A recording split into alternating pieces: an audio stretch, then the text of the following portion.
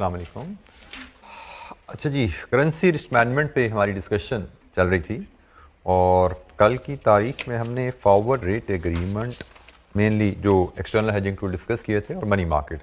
उससे पहले कुछ इंटरनल हेजिंग टूल्स पे भी बात हुई थी जिसमें one of those was netting, जिसका हमने एक छोटा सा न्यूमेरिकल भी देखा था। तो कुछ थ्योरेटिकल डिस्कशन थी में न्यूमेरिकल हमने फॉरवर्ड रेट्स और मनी मार्केट के भी एक्सटर्नल हेजिंग टूल्स के भी देखे।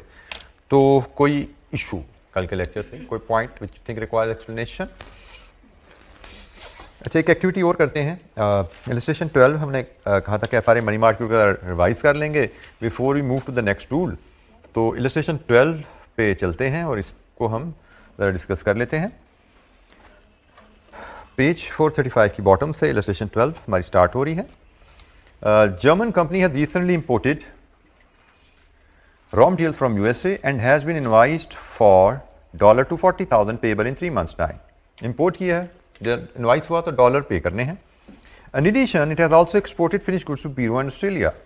The Peruvian customer has been invoiced for $69,000 payable in 3 months time, and Australian customer has been invoiced for Australian $295,000 payable in 4 months time. अच्छा, customer के साथ ये पेबल का वर्ड आ गया तो definitely this is payable by the customer, आपका receivable है. So we don't have to get confuse. Current spot and forward rates, dollar euro, months spot and 3 month forward, euro per Australian dollar, spot and 4 month forward. Current money market rates per annum are US dollar, Australian dollar, euro required. Show how the German company can hedge its exposure to foreign exchange risk using forward markets, the money markets, and in each case determine which the best hedging technique is. So हमें 3 transaction बताई गई हैं जी hedging के लिए. $240,000 payable in 3 months time, $69,000 receivable in 3 months time, and $295,000 Australian dollar receivable in 3 months time. This in total there are 3 transactions जो हमें hedge करने को कहा गया है. The basic another very basic principle which we need to learn and exercise while dealing with such question where there are multiple transaction is matching. पढ़ा था ना मैचिंग कि जी जहां पे receivable or payable to that extent they can offset each other, we should manage. तो यहां पे हम देखते हैं ये तो सिंगल ट्रांजैक्शन ऑस्ट्रेलियन डॉलर को तो छोड़ दो, ये 2 ट्रांजैक्शन अमेरिकन डॉलर की हैं, दोनों का टाइमिंग मैच कर रहा है, एक पेएबल एक रिसीवेबल.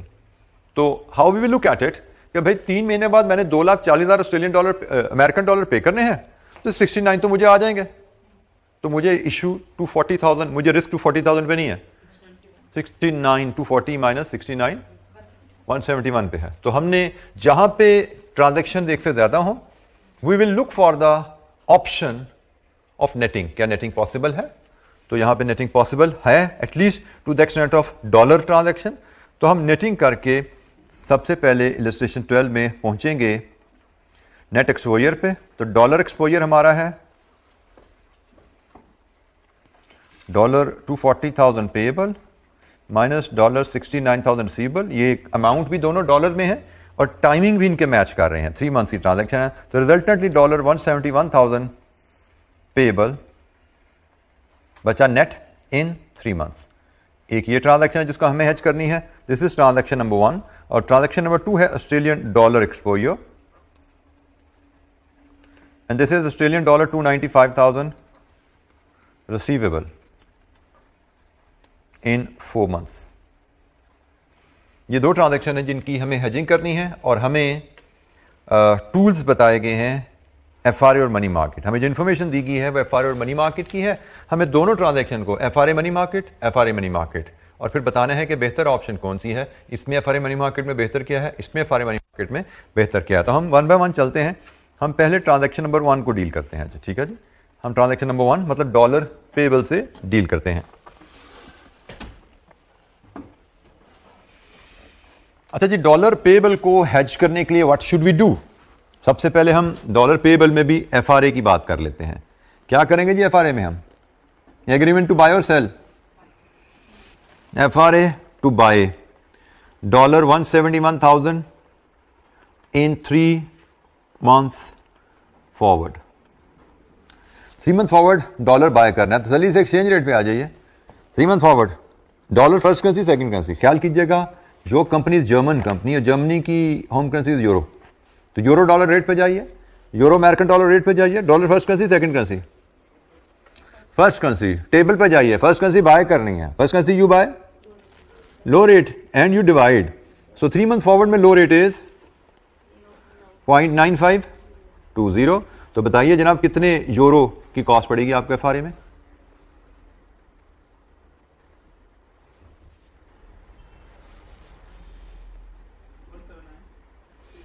$179,622। जी आपका एफआरए हो गया। अब मनी मार्केट का हेज देख लेते हैं इसका, इसी ट्रांजैक्शन का money market hedge. Money market में हेज में हमने कहा था सबसे पहले 3 स्टेप्स लिखने हैं। 3 स्टेप शुरू होंगे कहां से? हेज क्या करना है, डॉलर एसेट या डॉलर लायबिलिटी? डॉलर एसेट को हेज करने निकले हो, डॉलर लायबिलिटी को हेज करने गए हो? हाँ, डॉलर लायबिलिटी हेज करना है, डॉलर लायबिलिटी हेज करना है, then you need dollar asset, मतलब डिपॉजिट डॉलर। डॉलर डिपॉजिट होना है तो इसका मतलब बोरो यूरोस, डॉलर डिपॉजिट करना है, बोरो यूरो करना है तो buy dollar at spot. Money market में हमेशा करेंसी बाइंग सेलिंग स्पॉट पे होती है। तो ये पहले 3 स्टेप्स आ गए, ठीक है जी। इसके बाद कैलकुलेशन इज लाइक दिस, 3 से 4 नंबर का ये पार्ट हुआ करेगा और शायद हम 2 मिनट में इसको सॉल्व कर पाएंगे अगर हम इस तरह चलेंगे तो। जी तो बेटा कंपोनेंट होगा, जिस तरह ये यहाँ पे कंपोनेंट है ना कि मल्टीपल हेजेस हैं जिनमें money market is the component. Exactly, मतलब जैसा वो हमें डिफरेंट टूल्स का डाटा दे देगा। जैसे यहाँ पे एक छोटा सवाल है, उसने कहा जी जो पॉसिबल हेजिंग है लगाइए और आउटकम बताइए। यहाँ पे तो बेसिक हेजेस हैं, वहाँ पे साथ फ्यूचर डेरिवेटिव्स के भी हेजेस आ जाएंगे, फ्यूचर ऑप्शन भी आ जाएंगे, जिसमें मनी मार्केट 2-3 नंबर का 4 नंबर का पार्ट होगा। तो कीजिए हेज, जरा मुझे बताइए ये फाइनल आउटकम मुझे बताइए। $1,71,000 की कॉस्ट यूरो टर्म में कितने की पड़ेगी? स्टेप्स मैंने लिखवा दिया, तीनों कैलकुलेशन परफॉर्म कीजिए, give me the final outcome.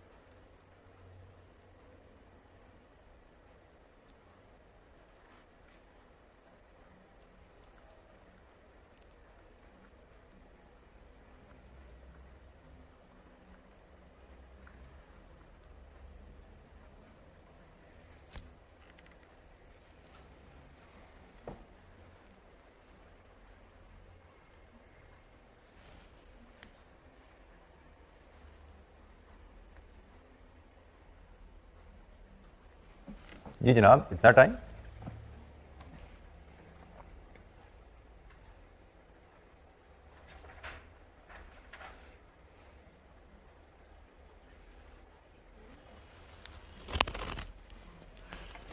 Dollar कितने डिपॉजिट होने हैं? You solve it for x.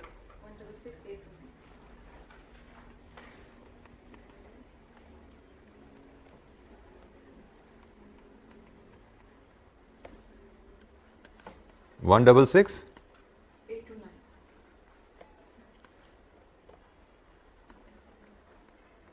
कितने यूरोस चाहिए इनको खरीदने के लिए?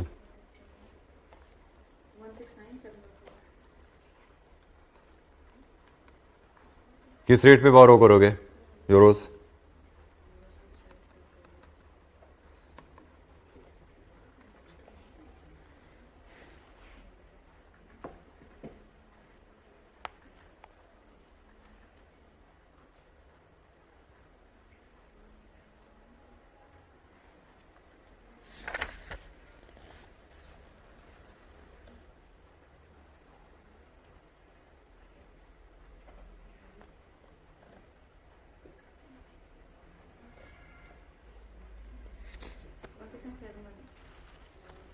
जी ये बता रहे हैं बोरो यूरो तो वो लोग बोल देना 169,714 कंपाउंडिंग करके वो भी 169 ही है। क्या बोल रहे हो 169,714 तो आपने मुझे वो बोला था। तो बेटा ये 13% पे 3 महीने के लिए कंपाउंडिंग करनी है, $4 का फर्क पड़ता है। 175,230 वो कुछ चीज़ें होती हैं यहाँ पे अलर्ट हो जाता है क्या हो रहा है मुझे नहीं फिक्र पता, बट मुझे पता है $4 नहीं पड़ते भाई। 13% के हिसाब से 3 महीने के $4 नहीं बनते, ये मुझे पता है। कितने बनते हैं ये नहीं पता।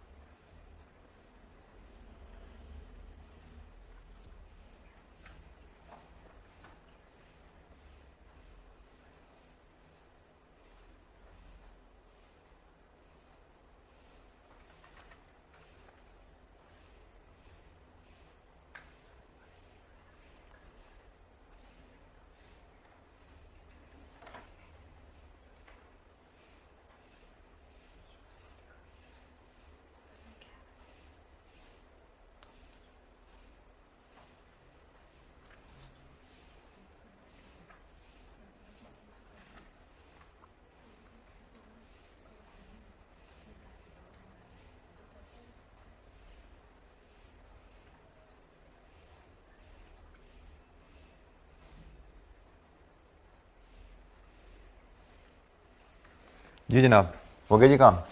अगला दूसरी ट्रांजैक्शन पे चलें ऑस्ट्रेलियन डॉलर की। ट्रांजैक्शन नंबर 2 पहले FRA 2 sell Australian dollar 295,000 in 4 month forward. 4 month forward पे आपकी होम करेंसी यूरो है, so exchange rate euro first currency second currency. Euro तो फर्स्ट करेंसी, ऑस्ट्रेलियन डॉलर आपने सेल करना है, it is second currency. Second currency you sell low rate, 4 month forward का low rate, and you multiply by the वे 1.9510। कितने बने euro जी यहाँ से FRA से?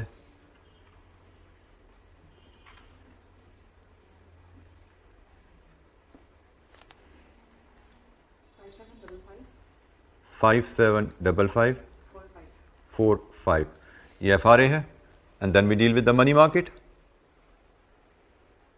एसेट और liability, what do you want to hedge?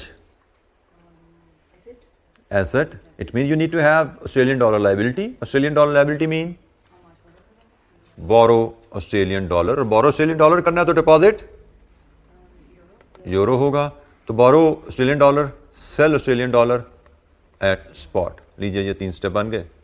Calculation कीजिए और बताइए फाइनल प्रोसीड्स क्या बनेंगे। यहाँ से तीनों स्टेप मैंने लिख दिए हैं, कैलकुलेशन परफॉर्म कीजिए और आउटकम बताइए।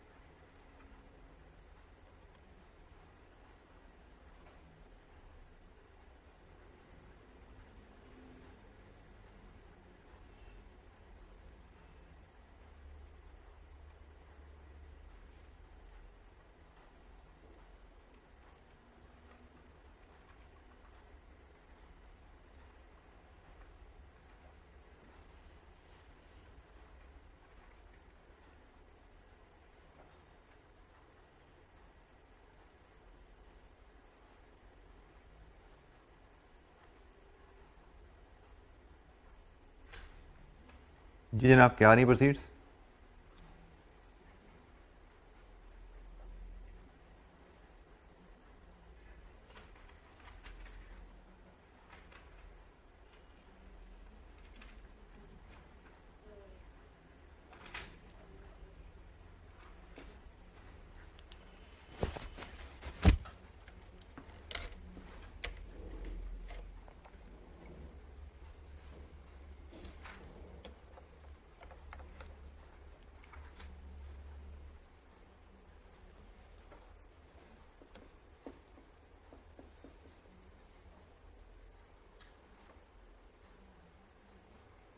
इतना टाइम क्यों लग जाता है भाई?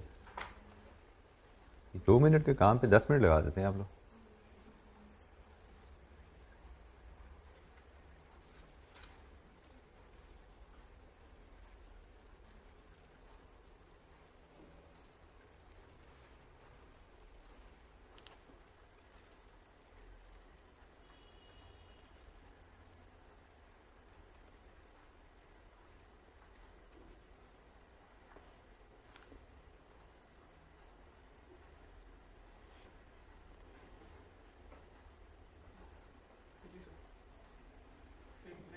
जी क्या है जी? फाइनल फिगर बोलिए यहाँ के। गलत है। 54,9,3,320। वेरीफाई कीजिए इस फिगर को। ठीक है,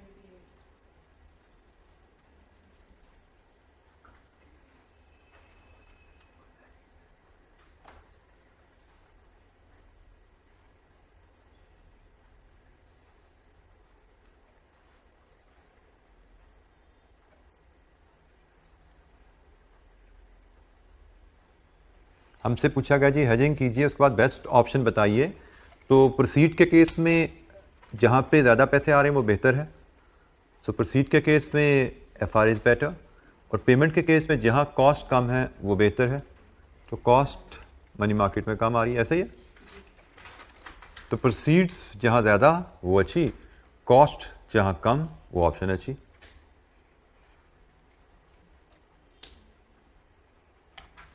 जी एनी क्वेश्चन, कोई सवाल?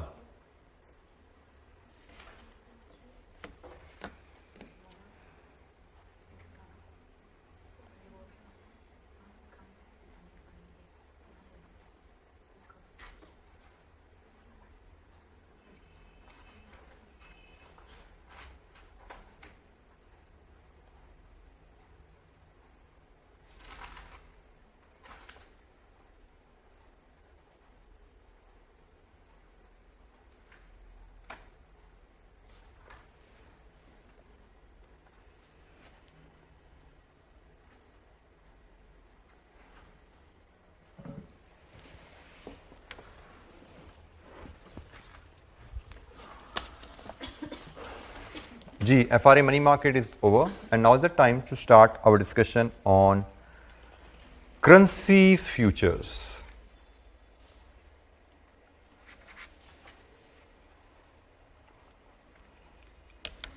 अच्छा जी, currency future is a kind of derivative. Derivative के टर्म से आप फेमिलियर हैं। It's a financial instrument which derives its value from the underlying asset हो, अंडरलाइंग सिक्योरिटी हो, अंडरलाइंग करेंसी हो।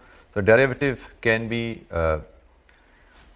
linked to any commodity, currency, security. So, but any instrument which derives its value from the underlying, it does not have its own independent value. Such instruments are called derivatives, and future is one of those. Future क्या है? To begin with, futures are standardized forward contracts. Initially हम इनको as a standardized forward contract समझ सकते हैं। Futures commodities के भी exist करते हैं, फ्यूचर्स शेयर्स के भी एग्जिस्ट करते हैं, फ्यूचर्स करेंसी के भी एग्जिस्ट करते हैं, फ्यूचर इंटरेस्ट रेट्स में भी हम डील करेंगे जब हम इंटरेस्ट रेट रिस्क मैनेजमेंट का पोर्शन पढ़ेंगे। इंटरेस्ट रेट के फ्यूचर्स भी एग्जिस्ट करते हैं। सो अगर हम करेंसी कमोडिटी शेयर्स के रेफरेंस से बात करें तो just like forward, future contracts भी gives you right to buy और sell. Just like forward, they give you right to buy or sell, but these are standardized. There is another feature as well, जिस पे भी हम बात करते हैं, जैसे currency future gives you right to buy और sell currency, wheat future will give you right to buy और सेल व्हीट, आईसीआई के शेयर्स के future will give you right to buy और सेल आईसीआई के शेयर्स, ठीक है। But what is meant by standardisation, उस पर थोड़ी बात कर लें और विद रेफरेंस टू करेंसी बात कर लें। पहली चीज स्टैंडर्डाइजेशन में आती है जी कॉन्ट्रैक्ट साइज, जिसको क्वांटिटी टू बाय और सेल कह सकते हैं हम। फॉरवर्ड रेट एग्रीमेंट को हम टेलर मेड एग्रीमेंट कहते हैं, टेलर मेड एग्रीमेंट कहते हैं। Forward rate agreements are tailor made agreements, और forward rate agreements are also called over the counter agreement, OTC। Over the counter means negotiated. So FRA के लिए हम ये इनमें से कोई भी टर्म इस्तेमाल कर सकते हैं। FRAs are tailor made, FRAs are negotiated over the counter, OTC contract है। OTC contract tailor made contract को समझना है तो ऐसे समझो कि they are made to suit your requirement. एक रेडीमेड शर्ट होती है और एक टेलर मेड शर्ट होती है। Tailor made shirt is made specific to your body's requirement, and readymade shirts वो ये पड़ी हुई है, देख लो जो सूटेबल है ले लो। None of the ready-made shirts perfectly fit you, but tailor-made shirt perfectly fits you. तो यही फर्क है स्टैंडर्ड कॉन्ट्रैक्ट में और टेलर मेड कॉन्ट्रैक्ट में। जो फर्क tailor made agreement over the counter agreement में फर्क है, वही फर्क है जो एक रेडीमेड शर्ट्स और टेलर मेड शर्ट पे है। FRA आप बैंक से करते हो, you can agree the amount of your requirement कि भाई मुझे $2,55,600 खरीदने हैं और यार $2,70,800 बेचने हैं मैंने 15 मार्च को खरीदने हैं या 28 मार्च को बेचने हैं, whatever date whatever quantity you need, you can have an agreement according to your need. इसको टेलर मेड कहते हैं। FRA में कॉन्ट्रैक्ट साइज स्टैंडर्डाइज है। फॉर एग्जाम्पल डॉलर में इट कुड बी $100,000, पाउंड में इट कुड बी 50,000 पाउंड्स। मतलब contract size से $100,000, इसका मतलब है कि you can only have contract to buy और sell dollar in the multiple of 100,000। और कॉन्ट्रैक्ट साइज 100,000 का मतलब one contract is equal to 100,000। मतलब आप अगर एक कॉन्ट्रैक्ट में डील करोगे you will get a right to buy और सेल $1,00,000। आप 2 कॉन्ट्रैक्ट में डील करोगे it mean you have right to buy और sell $2,00,000। But it means standard contract size का मतलब you can only deal in the multiple of contract sizes. आपको जो मुझे $1,75,000 का एग्रीमेंट में कर लूं through future, not possible. 1 lakh या 2 लाख या 3 लाख या 4 लाख, क्योंकि either you can enter into 1 contract of future, 2 contract, 3 contract, 4 contract. तो भाई कॉन्ट्रैक्ट की टर्म्स में बात होगी और वो स्टैंडर्ड साइज है। You can not have an agreement on an amount of your choice. दूसरी इसकी इंप्लीकेशन क्या, हमारे हेज पे में बात करते हैं अभी, बट पहले जरा फ्यूचर समझ लें है क्या। दूसरी इंप्लीकेशन इसकी आती है जी स्टैंडर्ड सेटलमेंट डेट होती है। मतलब FRA में you can agree on any date to buy और sell with the bank. 15 March, 28 March, 2 April, 6 April, you can agree on any date with the bank. But currency future agreements they have standardized settlement date. Usually internationally इनकी जो date चलती हैं last days of March, June, सितंबर, दिसंबर। You can either have an agreement to buy और sell dollar on 31st मार्च और on 30th June or on 30th September or on 31st December. Futures, they don't give you right to buy or sell currency on the date of your choice. They have standardized dates. Again, इसकी क्या application है उसे भी बात करेंगे, but पहले हम future का मैकेनिज्म समझ लें, फ्यूचर है क्या चीज, फिर हमने इसको यूज कैसे करना है अपनी हेजिंग के लिए, क्योंकि इसकी अमाउंट्स, इसका standard contract size may not be suitable for me, इसकी settlement date may not match with my settlement dates, तो हाउ टू यूज इट उस पर मैं बात करेंगे, इसका मैकेनिज्म बात करेंगे। तो पहले तो हम स्टैंडर्ड कॉन्ट्रैक्ट साइज का मतलब समझ रहे हैं कि भाई कॉन्ट्रैक्ट साइज स्टैंडर्ड से मतलब क्वांटिटी मल्टीपल्स में होगी कॉन्ट्रैक्ट के, सेटलमेंट डेट स्टैंडर्ड होगी, और सबसे क्या एक बहुत ही अहम फीचर इसका non deliverable contracts. Non deliverable contract का मतलब इन कॉन्ट्रैक्ट्स अगेन डिलीवरी नहीं मिलती।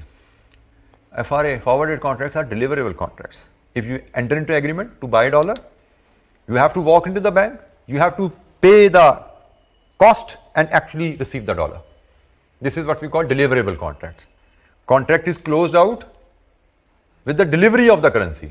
You give delivery and you receive delivery. Dollar buy करने का contract है पाकिस्तान में, you give delivery of the rupees and you receive delivery of the dollar. Only then it is closed out. Futures, they are non-deliverable contracts. मतलब non deliverable से मुराद in simple term, आपने agreement to buy dollar किया future में, but actually you will never receive dollar under this contract. आप agreement to sell dollar करोगे future में जब आपने प्रोसीड्स को हेज करना है एक्सपोर्ट की, but actually you will never be able to sell dollar against this contract. Then how does it work future contract, how does it help in hedging, then उस पर हम बात करेंगे। बट फिलहाल भाई ये फ्यूचर एग्रीमेंट होता क्या उसको समझ लो। ये तीन बड़े की फीचर्स हैं फ्यूचर के। स्टैंडर्ड कॉन्ट्रैक्ट साइज होता है, स्टैंडर्ड सेटलमेंट डेट होती हैं, नॉन डिलीवरेबल कॉन्ट्रैक्ट्स होते हैं। अब इन सब चीज़ों का हमारी हेजिंग में इस्तेमाल कैसे होने जा रहा है, इस सब के बावजूद, इतने इश्यूज के बावजूद ये हेजिंग में यूज कैसे होता है, उस पर हम अभी बात करने वाले हैं। जी, एनी क्वेश्चन, कोई सवाल? अच्छा जी, फ्यूचर का मैकेनिज्म समझने के लिए ये ग्राफ को आप जरा फॉलो करेंगे। लेट्स अज्यूम ये हमारे मंथ्स हैं, इनको मैं मंथ्स का नाम देता हूं। ये जो 1 2 3 4 5 6 7 दिया हुआ है, मैं इसका कहता हूं आज हम खड़े हैं कहां पे, अक्टूबर में। तो let's assume this is November, December, January, February, March, April, May. Let's assume your payment, आपने $1 million पेमेंट ड्यू ऑन से 5 अप्रैल, ठीक है जी। और आज आप खड़े में इस वक्त टुडे 12 अक्टूबर। अच्छा जी, let's think in the normal course how we will proceed.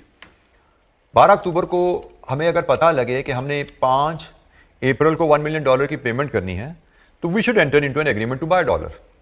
We should enter into an agreement to buy $1 million on 5 April. Normal FRA में क्या होगा, 5 अप्रैल आएगी, हम $1 million देंगे और ₹1 देंगे और $1 million ले लेंगे। फ्यूचर भी कुछ इसी तरह ही काम करेगा।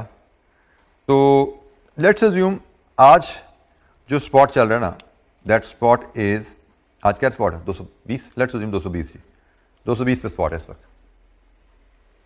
मुझे 5 अप्रैल को डॉलर बाय करने के एग्रीमेंट चाहिए और मैं फ्यूचर के थ्रू एग्रीमेंट करना चाह रहा हूं। तो भाई फ्यूचर की पहली लिमिटेशन आई कि फ्यूचर एग्रीमेंट मुझे 5 अप्रैल का नहीं मिलेगा, वो तो या 31 मार्च का है या 30 जून का, ऐसे ही है। तो रूल इज, जो मैंने कहा था ना मसलों का हल क्या करना है, तो rule is you get into the agreement whose date is immediately next to your settlement date. मतलब आपकी सेटलमेंट डेट 5 अप्रैल है, सो 31 मार्च गुजर चुकी है, नेक्स्ट एग्रीमेंट की डेट क्या आ रही है 30 जून। इसका मतलब आपको 30 जून का एग्रीमेंट लेना है, आपको फ्यूचर एग्रीमेंट लेना है डॉलर बाय करने का 30 जून का। For the sake of simplicity let's assume contract size is $1 million। अभी हम कॉन्ट्रैक्ट्स की कॉम्प्लेक्सिटी में नहीं जाते, हम कहें $1 million का एक ही कॉन्ट्रैक्ट है, तो हम एक कॉन्ट्रैक्ट लेंगे $1 million बाय करने का। किस तारीख को, 5 अप्रैल का नहीं, 30 जून का, क्योंकि 31 मार्च का मिलता है या 30 जून का मिलता है। तो रूल इज आपको जिस डेट का एग्रीमेंट चाहिए उससे जो नेक्स्ट सेटलमेंट डेट है वो मिलेगा, वो ले लो, दैट वर्क्स फॉर यू। 31 मार्च का आपके लिए काम का नहीं है, क्योंकि वो एक्सपायर हो जाता है आपकी पेमेंट से पहले। आपकी पेमेंट पर जो वैलिड कॉन्ट्रैक्ट है इमीडिएट नेक्स्ट डेट का वो उठाएंगे। तो आपने 30 जून का कॉन्ट्रैक्ट लिया, लेट्स अज्यूम 30 जून का कॉन्ट्रैक्ट आपने लिया, तो उसका रेट मार्केट में उसका चल रहा था 225 रुपए। आपने 30 जून का कॉन्ट्रैक्ट लिया, उसका रेट उसको मिल रहा था आपको 225 रुपए। ये हमने कहा जी ये जून फ्यूचर की प्राइस है, मैंने इस केस के हिसाब से इसको जून का असाइन कर दिया कि जून का फ्यूचर कॉन्ट्रैक्ट है। जून फ्यूचर का मतलब 30 जून को जो क्लोज होता है। अच्छा जी, मैंने दोबारा ट्रांजैक्शन देखिए, आज मैंने इंपोर्ट की $1 million की, उस इंपोर्ट के अगेंस्ट पेमेंट 5 अप्रैल को ड्यू है $1 million की। मैंने फ्यूचर के थ्रू इसको हेज करना चाहा, और फ्यूचर मैकेनिज्म जो मुझे प्रोवाइड करता है ऑप्शन कि मैं फ्यूचर मार्केट, अच्छा future by the way standardize किया क्यों जाता है, एक मैं जुमला भूल गया बोलना, फ्यूचर को स्टैंडर्डाइज कॉन्ट्रैक्ट क्यों बनाया जाता है? फॉरवर्ड रेट टेलर मेड है, अपनी मर्जी का बन गया, फ्यूचर को स्टैंडर्ड बनाया गया है। फ्यूचर को स्टैंडर्ड कॉन्ट्रैक्ट इसलिए बनाया जाता है कि ये future exchanges, future and option exchanges होती हैं इंटरनेशनली, वहां पे ये रेडीली अवेलेबल है। जैसे रेडीमेड शर्ट्स मार्केट में मिलती हैं, काउंटर पे जाओ काउंटर में अपनी मर्जी की उठा लो, लेकिन टेलर मेड टेलर के पास जाना पड़ता है। तो इसी तरह फॉरवर्ड कॉन्ट्रैक्ट चाहिए बैंक के पास जाओ, फ्यूचर कॉन्ट्रैक्ट चाहिए फ्यूचर एक्सचेंज में जाओ, रेडीमेड पड़े हैं वहां पे, अपनी मर्जी के हिसाब से उठा लो। जैसे मैंने कहा मेरी मर्जी का जून का है ना, मैंने जून का उठा लिया, मुझे जून का चाहिए जी, क्योंकि मार्च का मेरे काम का नहीं है। तो रूल के तहत मुझे 5 अप्रैल की ट्रांजैक्शन सेटलमेंट के लिए जून का कॉन्ट्रैक्ट चाहिए। तो मैंने आज जब स्पॉट 220 चल रहा था, जून का फ्यूचर कॉन्ट्रैक्ट 225 में अवेलेबल है। जून का फ्यूचर कॉन्ट्रैक्ट का मतलब 30 जून को डॉलर बाय करने का राइट 225 रुपए पर डॉलर के हिसाब से मिल रहा है। क्लियर जी? आज आपने इंपोर्ट की, आज आपने ये फ्यूचर कॉन्ट्रैक्ट कर लिया। Now time goes on. ये जनाब मार्च यहां खत्म हुआ और ये वक्त आ गया आपकी पेमेंट का।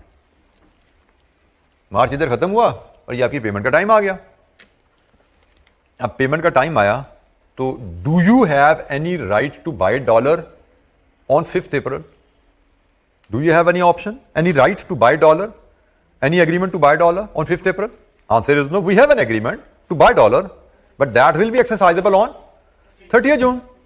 तो भाई इसका मतलब 5 अप्रैल को जब मेरी पेमेंट ही हुई है तो मुझे उस एग्रीमेंट का कोई सहारा नहीं है उस वक्त, लेकिन सप्लायर को तो पेमेंट करनी है। तो what should I do? I will have to buy from the open market and I will have to make the payment, क्योंकि मैंने जो फ्यूचर एग्रीमेंट किया है वो कब एक्सरसाइज होगा? 30 जून को होगा, क्योंकि future they have the standard date. और अगर तो आपने कह दिया 30 जून को, लेकिन अगर ये जुमला याद होता, क्या मुझे उस एग्रीमेंट के अगेंस्ट $1 मिलियन 30 जून को भी मिलना है? नहीं मिलना, क्योंकि फ्यूचर नॉन डिलीवरेबल होता है। एग्रीमेंट तो कर लिया, नॉन डिलीवरेबल है। एग्रीमेंट की सेटलमेंट कब है? 30 जून की। 30 जून का भी कोई फायदा नहीं, कौन से पैसे मिल जाने हैं। अच्छा, फिर होना क्या है भाई? होना यह है कि 5 अप्रैल आएगी, you have to buy from the market and make the payment. आपको मार्केट से जो भी रेट चल रहा है, शायद यहां पे देख के लग रहा है शायद 227 रेट चल रहा है इस वक्त, ठीक है, शायद 7 रुपए डॉलर महंगा हो चुका है। सो शायद हमने यहां पे 227 रुपए के हिसाब से डॉलर खरीदा मार्केट से और पेमेंट कर दी, क्योंकि पेमेंट तो करनी है। अच्छा, अब तो सुनिएगा, अब ये लास्ट हमारा स्टेप आने लगा। जब मैंने मार्केट से स्पॉट पे डॉलर खरीद के सप्लायर को पेमेंट कर दी, तो क्या अब am I expose to foreign exchange risk any more? Risk तो खत्म हो गया। रिस्क तो तभी तक थी ना जब तक पेमेंट नहीं की। जब पेमेंट कर दी तो रिस्क खत्म। अब जब रिस्क खत्म हो गया तो do I need to carry this agreement till 30th June? जब रिस्क ही खत्म हो गया तो इसी रिस्क को हेज करने के लिए तो एग्रीमेंट किया था। Future agreement is closed out by entering into reverse agreement. अब जरा तुझे सुनना, मैंने यहां पे एग्रीमेंट किया कि मैं 30 जून को $1 मिलियन खरीदूंगा 225 के हिसाब से। 30 जून को $1 मिलियन खरीदूंगा 225 के हिसाब से। आज एग्रीमेंट करने के बाद जब 5 अप्रैल आ गई तो do I need that $1 million on 30 June? Not any more. तो भाई यहां पे फिर एक और रिवर्स एग्रीमेंट होगा, और वो रिवर्स एग्रीमेंट होगा जो रेट आज चल रहा है 30 जून का। लेट्स अज्यूम आज 30 जून का रेट चल रहा है for the sake of simplicity 232 रुपए। Future is a derivative, spot बढ़ेगा तो डेरिवेटिव भी तो बढ़ेगा ना। Future is a derivative. Spot rate अगर 220 से 227 पे चला गया है तो जून का फॉरवर्ड रेट भी तो 225 से 232 पे शायद चला जाएगा ना। अब हुआ क्या, मैंने यहां पे एग्रीमेंट किया कि मैं 30 जून को $1 मिलियन 225 के हिसाब से खरीदूंगा। जब ये डेट आ गई, अब मुझे पता लगा मुझे तो डॉलर खरीदने नहीं है, मैंने तो खरीद के सप्लायर को पेमेंट कर दिया। तो व्हाट शुड आई डू? मैंने यहां पे एक और एग्रीमेंट किया कि भाई वो जो 30 जून को मैंने $1 मिलियन खरीदने हैं ना, मैं आज ही उनको बेचने का एग्रीमेंट भी कर रहा हूं। खरीदे नहीं है, खरीदने का एग्रीमेंट किया हुआ था। जो खरीदने का एग्रीमेंट है जो 30 जून को क्लोज होना है, उनको बेचने के एग्रीमेंट भी आज ही कर लो, क्योंकि मुझे 30 जून को अब डॉलर की जरूरत नहीं होने वाली।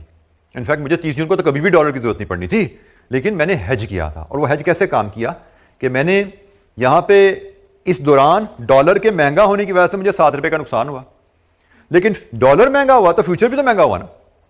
मैंने $225 खरीदने का एग्रीमेंट किया था, 232 में बेचने का एग्रीमेंट कर दिया। तो इधर मुझे 27 रुपए का नुकसान हुआ है इस पीरियड के दौरान।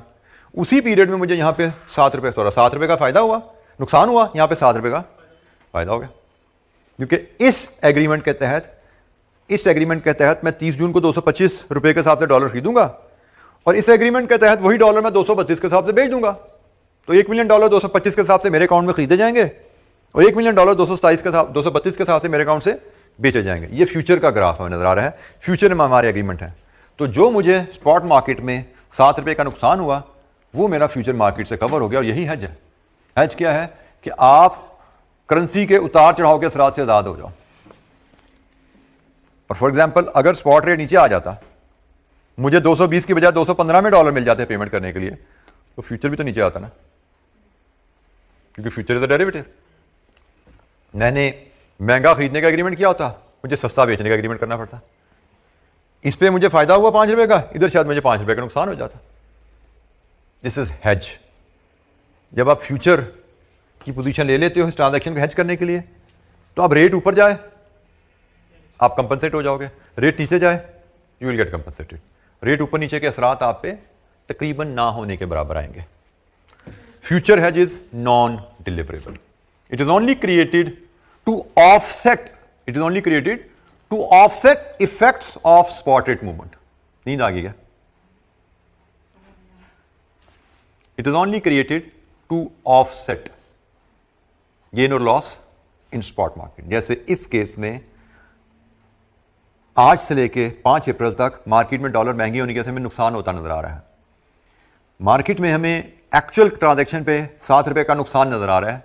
जब हमने लाइबिलिटी बुक की हमारा ख्याल था 220 पे सेटल होगी, सेटल करने का टाइम आया 227 पे चला गया डॉलर, हमें महंगा डॉलर खरीदना पड़ा। लेकिन ये ₹7 का नुकसान फ्यूचर एग्रीमेंट से कंपनसेट हो गया। यहां पे मैंने 225 का डॉलर खरीदने का एग्रीमेंट किया, यहां पे मैंने 232 पे डॉलर बेचने का एग्रीमेंट कर दिया। तो मुझे इधर जो स्पॉट की मूवमेंट की वजह से ₹7 का नुकसान आया है, वो इधर मुझे फॉरवर्ड रेट में मूवमेंट की वजह से फायदे में कवर हो गया। तो फ्यूचर मार्केट में गेन लॉस ऑफसेट हो गया। रेट नीचे को जाता तो भी गेन लॉस ऑफसेट हो जाता। स्पॉट मार्केट में मुझे ₹15 का 220 से 215 पे आने में ₹5 का फायदा था, लेकिन फ्यूचर भी तो नीचे आ जाता। मैं महंगा खरीदता, सस्ता बेचना पड़ता, इधर में नुकसान हो जाता। तो बात वहीं की वहीं रह जाती। भाई फायदा हुआ, नुकसान हुआ तो फायदे से कंपनसेट हो गया, फायदा हुआ तो नुकसान से ऑफसेट हो गया। अल्टीमेटली आपकी सेहत पे असर नहीं पड़ा। रेट ऊपर जाए रेट नीचे जाए, आपकी कंपनी की फाइनेंशियल हेल्थ पे असर नहीं पड़ा, फाइनेंशियल रिजल्ट्स पे असर नहीं पड़ा फ्यूचर हेज के नतीजे में। सो हम फ्यूचर हेज कैसे बनाते हैं? आज मैंने इंपोर्ट की, आज मैंने एक्सपोर्ट की। द मोमेंट आई इंपोर्ट या export I enter into a such transaction, I am exposed to foreign exchange risk. इस केस में हमने इंपोर्ट की थी, हमें रिस्क हुआ। जैसे रिस्क हुआ हमने हेज क्रिएट किया। हमने हेज क्या किया? Agreement to buy in future market कर लिया। फिर जब पेमेंट का टाइम आया, हमने एक्चुअल पेमेंट मार्केट से लेकर सेटल करनी है, क्योंकि एग्रीमेंट के अगेंस्ट हमें कोई पैसा नहीं मिलता, वो नॉन डिलीवरेबल एग्रीमेंट है। एक्चुअल पेमेंट हमने मार्केट से करेंसी बाय करके सेटल करनी है और उसी दिन हमने फ्यूचर मार्केट को रिवर्स एग्रीमेंट से क्लोज कर देना है। एग्रीमेंट टू बाय था, एग्रीमेंट टू सेल करके क्लोज करो। फ्यूचर मार्केट में बाइंग सेलिंग एग्रीमेंट करने में आपको नफा या नुकसान मिलेगा, वो नफा या नुकसान आप कैलकुलेट करेंगे और स्पॉट मार्केट की जो ट्रांजैक्शन है उसमें उसको एडजस्ट करके रिपोर्ट करते हैं। छोटा सा इसका केस देखते हैं, उससे आपको थोड़ी सी इसमें क्लैरिटी मिलेगी। पेज 440 पे अभी देखते हैं, पेज 440 पे आइए, एक छोटी सी इलस्ट्रेशन है, हम इसको देखते हैं।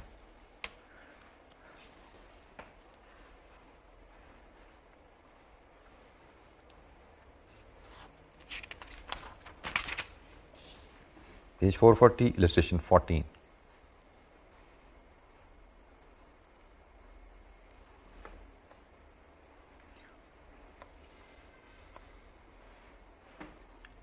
ये जी ट्रांजैक्शन, ये हमारे पास रिक्वायरमेंट्स पार्ट ए, बल्कि पहले ऊपर से सवाल ही पढ़ते हैं, रिक्वायरमेंट बाद में पढ़ते हैं। P Inc is a company operating in USA which imports goods from Q PLC in the UK. P Inc. is due to pay £650,000 to Q PLC on 20th February 20X2. It is now 12th November 20X1.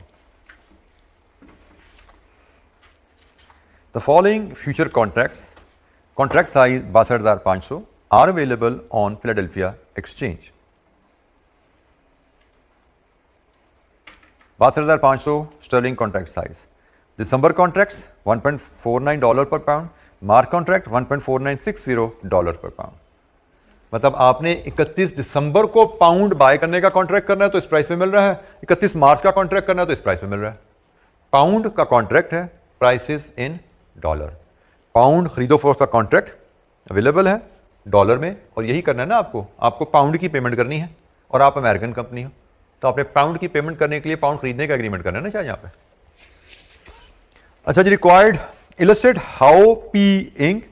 can use future contract to reduce the transaction risk if on 20th February the spot rate is 1.5130 dollar per pound and March future are trading at 1.5120 dollar per pound. The spot rate on 12 November is 1.4990. Part second को बाद में देखते हैं। आज 12 नवंबर है और आज P ink को पता लगा कि उसने 20 फरवरी को 6,50,000 पाउंड की पेमेंट करनी है। Forget but future for the time being, hedging करनी है फॉरवर्ड के थ्रू। What kind of agreement you need to have? P company की बात करो, फॉरवर्ड से हेज करना हो तो किस किस्म का एग्रीमेंट चाहिए? Agreement to buy what? Agreement to buy pound 650,000 on 20th February. ये कहानी होगी अगर एफआरए होता तो। पी कंपनी को एग्रीमेंट टू बाय 6,50,000 और 20 फरवरी करना था। अब आओ जरा फ्यूचर में, can you have agreement to buy 6,50,000 under future? No, there is an issue. You can only have an agreement in the multiple of, तो भाई in the multiple of 62,500 agreement करते हैं। इलस्ट्रेशन 14,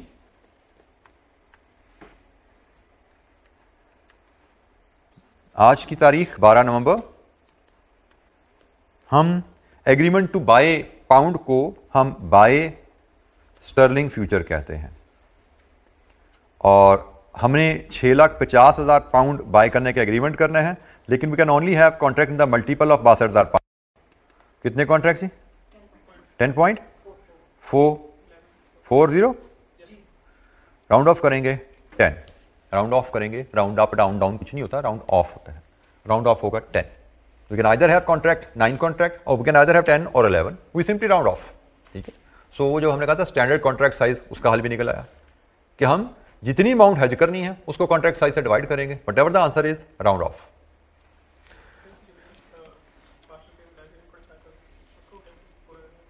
तो भाई ऊपर कर लेगा तो उसको क्या करेगा? उसका नहीं सोच रहे। 11 करोगे तो क्या हो जाएगा? You will be having agreement to buy something extra. What will you do with that? तो जब एक्स्ट्रा बाय करना है या काम करना है तो जहां डिफरेंस काम है उधर को चलोगे ना भाई। दोनों केसेस में मैचिंग तो नहीं हो रही। 10 करो तो भी मैच नहीं है, 11 करो तो भी मैच नहीं है। तो जहां पे डिफरेंस कम है राउंड ऑफ करो ना, वहां पे चलो। तो राउंड ऑफ में डिफरेंस कम है, हम अपनी रिक्वायर्ड अमाउंट से कम डेविएट कर रहे हैं। डेविएट तो करना मजबूरी है, तो 11 पे जाना है या 10 पे जाना है, तो जहां कम डेविएशन है उधर ही जाएगा ना भाई। Rounding off simple principal apply. अच्छा, दूसरा इशू, हमें किस एफआरए तो करते तो हम 20 फरवरी का कर लेते, बट फ्यूचर 20 फरवरी का हो सकता है? No, we can either have दिसंबर future or March future. Which to buy? March. लीजिए जी मार्च फ्यूचर, और मिलेगा डॉलर 1.4960 पर पाउंड। ये स्टेप कहलाता है जी सेटअप फ्यूचर हेज। हम कहते हैं जी हमने हेज पोजीशन सेटअप कर ली है। जब हमने ये 3 स्टेप ले लिए 12 नवंबर को, हमारा करेंसी रिस्क हेज हो गया है। हमारा करेंसी रिस्क हेज हो गया है।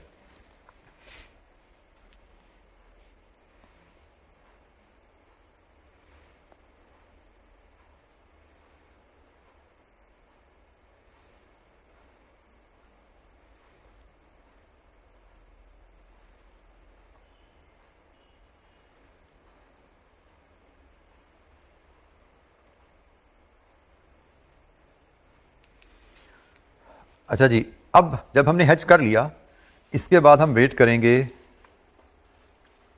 20 फरवरी का। 20 फरवरी इज द डे जब हमें एक्चुअल पेमेंट करनी है, जब अमेरिकन कंपनी को एक्चुअल पेमेंट करनी है। And 20 February is the day जहां से आगे अमेरिकन कंपनी को फ्यूचर कॉन्ट्रैक्ट नहीं चाहिए। तो यहां पे 2 स्टेप लिए जाते हैं। एक, फ्यूचर कॉन्ट्रैक्ट को क्लोज किया जाता है, और दूसरा एक्चुअल मार्केट से डॉलर खरीद के ट्रांजैक्शन सेटल की जाती है। हम नॉर्मली इसी अंदाज में चलते हैं कि पहले हम फ्यूचर क्लोज कर लेते हैं। उसके लिए हम लिखेंगे क्लोज स्टेप हमने यहां पे लेना है जी, पहला स्टेप है close future contracts, future hedge and calculate gain oblique loss on it. हमने हैज सेटअप किया था कि we will buy pound 1.4960 dollar per pound के हिसाब से। अब हमने इस कॉन्ट्रैक्ट को, ये हमारा मार्च कॉन्ट्रैक्ट है, इसको हमने 20 फरवरी को रिवर्स करके क्लोज करना है। रिवर्स करने के लिए we will sell pound. March future 20 फरवरी को उसकी प्राइस रिक्वायरमेंट में गिवन है। March futures are trading at 1.5120। हमने एग्रीमेंट टू बाय पाउंड किया इस डेट पे, एग्रीमेंट किया 12 नवंबर को कि हम 31 मार्च को इस रेट पे डॉलर पाउंड खरीदेंगे। अब हम एग्रीमेंट कर रहे हैं 20 फरवरी को कि हम 31 मार्च को इस रेट पे डॉलर बेचेंगे, पाउंड बेचेंगे, इस रेट पे खरीदेंगे, इस रेट पे बेचेंगे। हमें क्या नजर आ रहा है, फायदा नुकसान? हमें गेन नजर आ रहा है जी। कितना गेन है? डिफरेंस लो, इतने का खरीद रहे हैं, इतने का बेच रहे हैं ना भाई, selling price buying price, difference क्या है?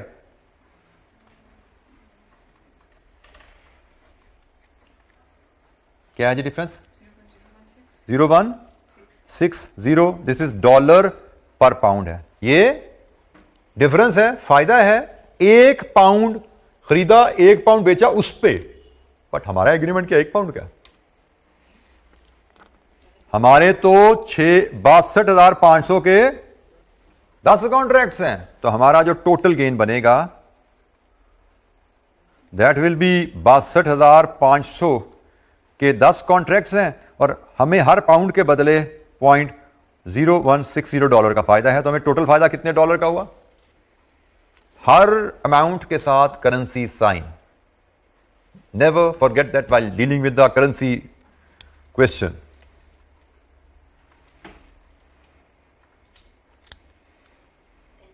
जी बेटा, 10,000 डॉलर का फायदा हुआ। तो ये तो कहानी खत्म हुई आपकी फ्यूचर की। क्या आपने हेज शुरू किया था? अब 20 फरवरी आ गया, अब 20 फरवरी तो हमने कहानी खत्म करनी है पेमेंट की, हमें हज की क्या जरूरत? तो पहले हज की कहानी खत्म कर दो। इसके बाद आप settle liability, settle liability from open market. Open market से लाइबिलिटी सेटल करने का मतलब buy 6,50,000 pound at, pound buy करने हैं। क्या स्पॉट चल रहा है 20 फरवरी को? 20 फरवरी the spot rate is 1.5130 dollar per pound. Pound buy करने हैं, सेकंड करेंसी बाय करनी है, मल्टीप्लाई होगा 1.5130। कितने डॉलर? कितने डॉलर लगेंगे जी 6,50,000 की लायबिलिटी सेटल करने में?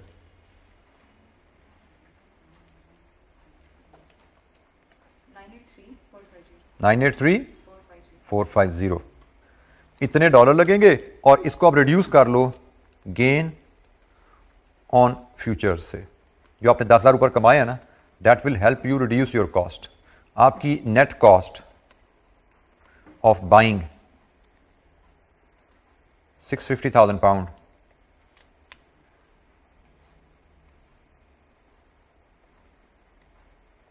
Will be $973,450। अगर आपने हेज ना किया होता तो आपको 6,50,000 पाउंड इतने के पड़ने थे। हेज का फायदा क्या हुआ कि मार्केट में जो पाउंड महंगा होने का नुकसान था, टू द एक्सटेंट ऑफ 10,000 वो कंपनसेट हो गया फ्यूचर मार्केट की हेज की वजह से। ये आपका पार्ट 1 है जो हमने हल किया है। पार्ट 1 की रिक्वायरमेंट पढ़िए और कहानी पढ़िए सारी।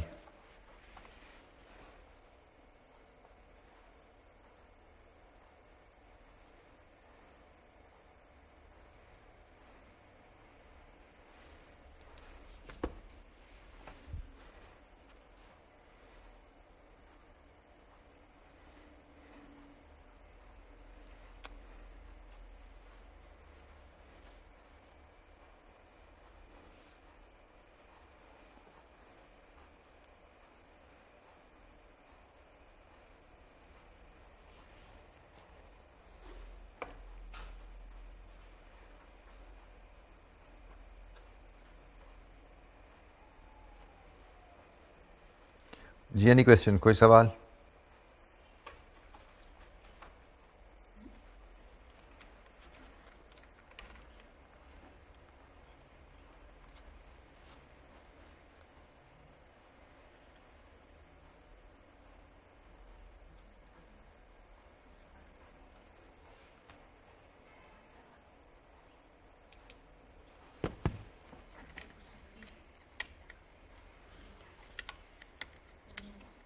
जो आपने ग्राफ के ऊपर किया था, ग्राफ का ग्राफ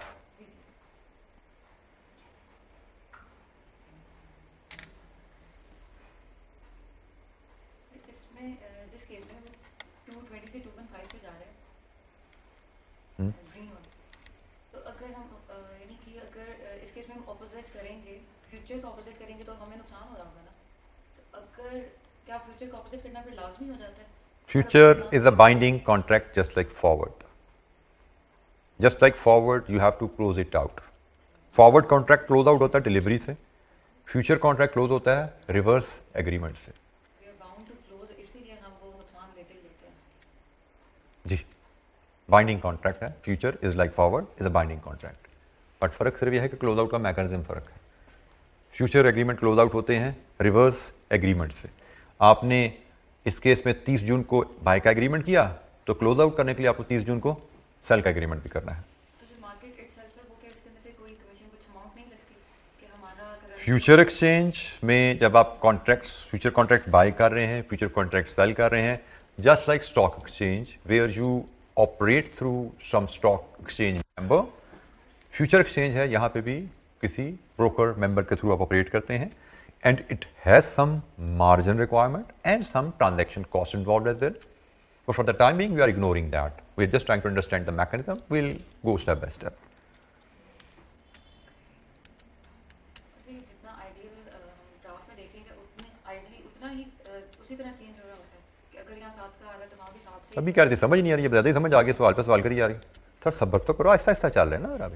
अभी सब कुछ पता लगेगा ना, यहाँ पे आइडियल है ना आगे आइडियल रहना है, क्योंकि अभी आपको पहले ही पता लग गया, राउंडिंग ऑफ शुरू कर दी थी ना, वो कोई आइडियल बात थी राउंड ऑफ करना। तो आइडियलिज्म से तो हिल गए हम कि हमें 6,50,000 चाहिए थे, बट हमने किया एग्रीमेंट 625 का। आइडियलिज्म से तो हिल गए हैं। ये तो अभी सिर्फ आपको मैंने ओवरव्यू दिया था कि भाई मोटा मोटा ऐसे चलते हैं, और थोड़ी सी डिटेल में मैं आपको इस इलस्ट्रेशन में एक लेके गया।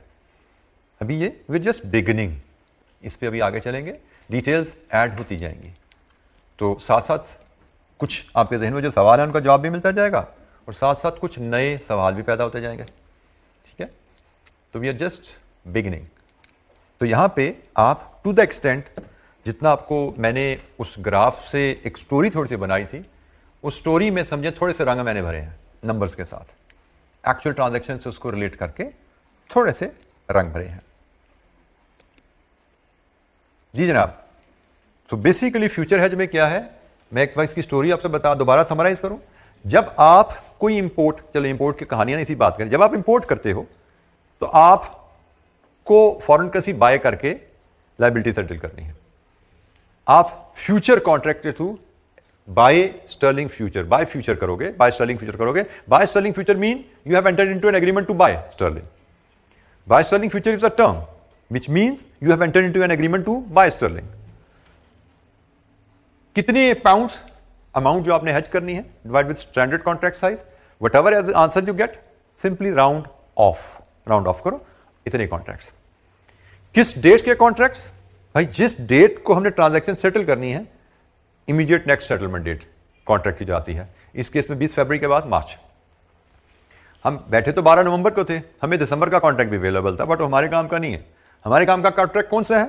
हमारी ट्रांजैक्शन की सेटलमेंट डेट की अगली डेट 20 फरवरी। 20 फरवरी को दो काम किए जाते हैं। एक फ्यूचर कॉन्ट्रैक्ट जो कि नॉन डिलीवरेबल है, जिसके अगेंस्ट हमने 31 मार्च को डॉलर और पाउंड की डिलीवरी लेनी नहीं है। नॉन डिलीवरेबल कॉन्ट्रैक्ट है फ्यूचर, हमने इसकी पाउंड की डिलीवरी 31 मार्च को लेनी नहीं है, तो नॉन डिलीवरेबल कॉन्ट्रैक्ट को रिवर्स करके क्लोज किया जाता है। बाय स्टर्लिंग था, सेल स्टर्लिंग से उसको क्लोज करना है। हमने पाउंड बाय करने का कॉन्ट्रैक्ट किया था, रिवर्स एग्रीमेंट किया, हमने देखा मार्च फ्यूचर 20 फरवरी को कितने का चल रहा है मार्केट में, मार्च फ्यूचर की प्राइस 20 फरवरी को क्या चल रही है, तो जो प्राइस चल रही थी उस पर हमने सेल करके क्लोज किया। ये हमें इस केस में गेन आ रहा है, हमें ये गेन पर पाउंड है, dollar per pound. Never ever miss this currency science. ये हमारा गेन है डॉलर पर पाउंड, और हमने कितने पाउंड का कॉन्ट्रैक्ट किया था, इतने पाउंड का, तो ये डॉलर पर पाउंड कॉन्ट्रैक्ट था, इसे मल्टीप्लाई कर दो, ये टोटल गेन आ गया डॉलर्स में। एंड देन फ्यूचर ट्रांजैक्शन जब क्लोज कर ली तो ओपन मार्केट में अपनी ट्रांजैक्शन सेटल करो। ओपन मार्केट में 6,50,000 की ट्रांजैक्शन सेटल हो रही है, 6,25,000 पीछे रह की कहानी, वो तो फ्यूचर की कहानी थी। अब तो हम असल ट्रांजैक्शन अपनी असल लायबिलिटी सेटल कर रहे हैं। इसके साथ मैं एक और वर्ड ऐड कर देता हूं, settle actual liability from the open market. Liability settle कर दी, लायबिलिटी सेटल करने में हमें इतने डॉलर की कॉस्ट पड़ी। However this cost will be reduced by, जैसे मैम, क्योंकि सारा बिखड़ा हमने डाला इसलिए था कि भाई अगर मार्केट में डॉलर महंगा हो तो हमें, मार्केट में पाउंड महंगा हो तो हमें यहां पे कुछ कंपनसेशन मिल जाए, और यही हुआ।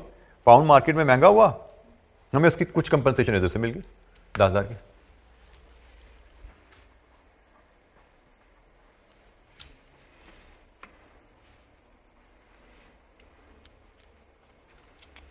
जी, एनी क्वेश्चन, कोई सवाल?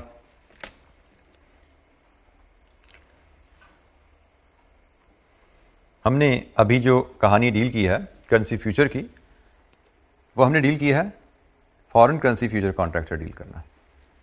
अभी लोकल करेंसी फ्यूचर से हमने डील करना है, लोकल करेंसी या डोमेस्टिक करेंसी फ्यूचर से डील करना है। अभी हमने फॉरेन करेंसी फ्यूचर से डील किया है कि भाई हमें अमेरिकन कंपनी थी, उसको पाउंड को पेमेंट करनी थी, pound contract available. Pound is the foreign currency contract for the American company, और हमने अभी फॉरेन करेंसी पेमेंट का हैज सीखा है। ऐसे ही ये उसके स्टेप्स, जो कहानी मैं आपको सुनाता आ रहा था, ये वो कहानी यहाँ पे लिखी भी आ रही है। अच्छा, ये कहानी जो है ना, ये थोड़ा सा काम कीजिएगा, ये यहाँ से पिक्चर ले लीजिए, क्योंकि नोट्स में ये कहानी इस तरह नहीं लिखी हुई। नोट्स में कहानी इस तरह नहीं लिखी हुई, ये आपको थोड़ी पिक्चर लेनी पड़ेगी। बल्कि मैं आपको कहता हूँ कि ये पिक्चर लेना शुरू करें जी यहाँ तरह। यहाँ नहीं है,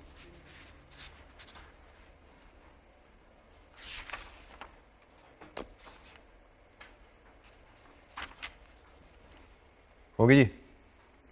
picture number 2,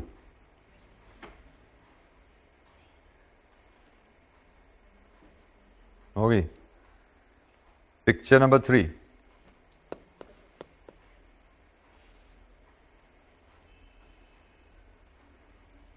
picture number 4,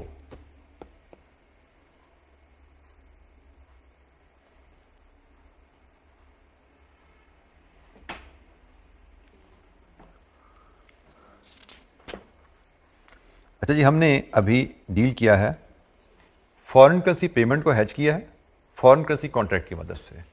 pound की पेमेंट को हैज किया पाउंड कॉन्ट्रैक्ट की मदद से। ये किया ना हमने, फॉरेन करेंसी पेमेंट को हैज किया फॉरेन करेंसी कॉन्ट्रैक्ट की मदद से, पाउंड पेमेंट हैज की पाउंड फ्यूचर कॉन्ट्रैक्ट से। ये उसके स्टेप्स हैं जो मैंने बोले और अप्लाई भी किए। अब हम फॉरेन करेंसी रिसीट को हैज करते हैं फॉरेन करेंसी कॉन्ट्रैक्ट की मदद से, और इसके लिए हमारे पास है इलस्ट्रेशन 15। ये इसके स्टेप्स हैं। स्टेप्स लगभग वैसे ही रहेंगे जैसे आपने पढ़े अभी पेमेंट के। फॉरेन करेंसी रिसीट से पाउंड रिसीवेबल है। अगली बार एग्जांपल पाउंड रिसीवेबल की है। पाउंड रिसीवेबल है, इसका मतलब आपने पाउंड की सेल को हैज करना है। You need agreement to sell pound, sell pound future. कितने कॉन्ट्रैक्ट्स, उसी तरह राउंड ऑफ करके। कौन सी डेट, उसी तरह जैसे हमने पहले निकाली थी। फिर आएगी डेट आपकी प्रोसीड्स आने की, कस्टमर से पैसे आए, क्या करोगे, क्लोज आउट, रिवर्स एग्रीमेंट करोगे। यहां पे सेल पाउंड का कॉन्ट्रैक्ट था, बाय पाउंड का करके क्लोज करोगे, गेन लॉस निकलेगा।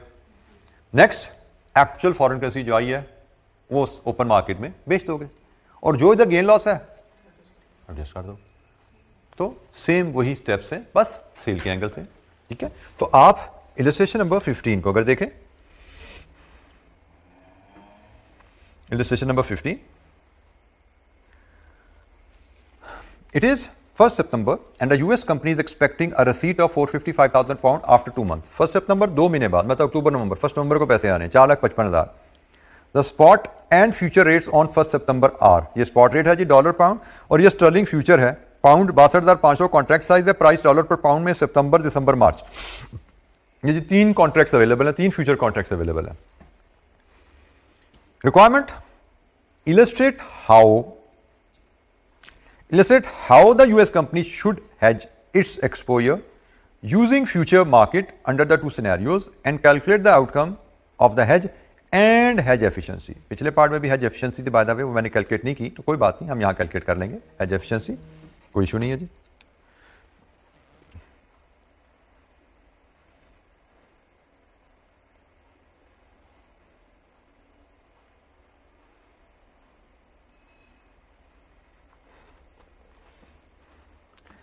अच्छा जी,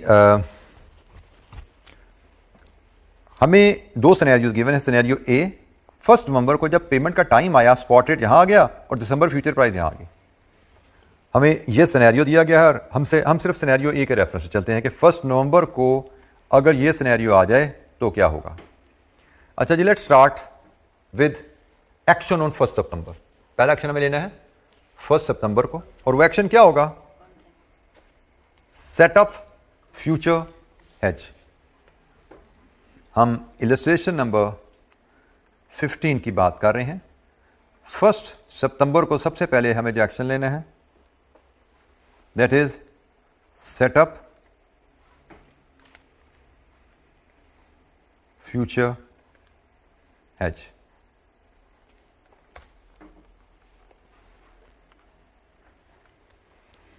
अब फ्यूचर हेज कैसे सेटअप होगा? हमें सेल स्टर्लिंग फ्यूचर कॉन्ट्रैक्ट करने हैं. कितने कॉन्ट्रैक्ट्स? 4,55,000 तकसीम 62,500. कितने बने जी?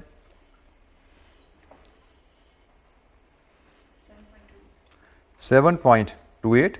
राउंड ऑफ करेंगे 7 कॉन्ट्रैक्ट्स. ठीक है जी. इसके बाद किस डेट के कॉन्ट्रैक्ट भाई? हाँ जी, 1 नवंबर को तो पेमेंट ड्यू है. उसके बाद कौन से कॉन्ट्रैक्ट ड्यू हो रहे हैं?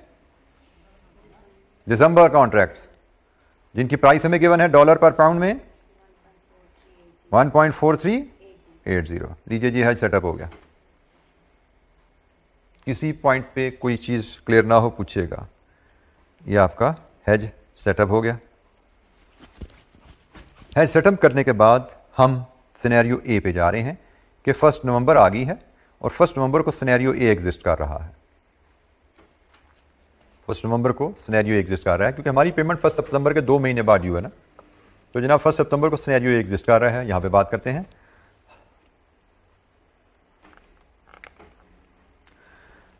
हमें सबसे पहले close out future contract and determine gain oblique loss. हमने सेल स्टर्लिंग किया हुआ है डॉलर पर पाउंड 1.4380 पे. हमें बाय स्टर्लिंग करके इसको क्लोज करना है. 1 नवंबर को फ्यूचर का रेट क्या चल रहा है? सिनेरियो ए 1.4810. सेल किया, बाय किया, लॉस.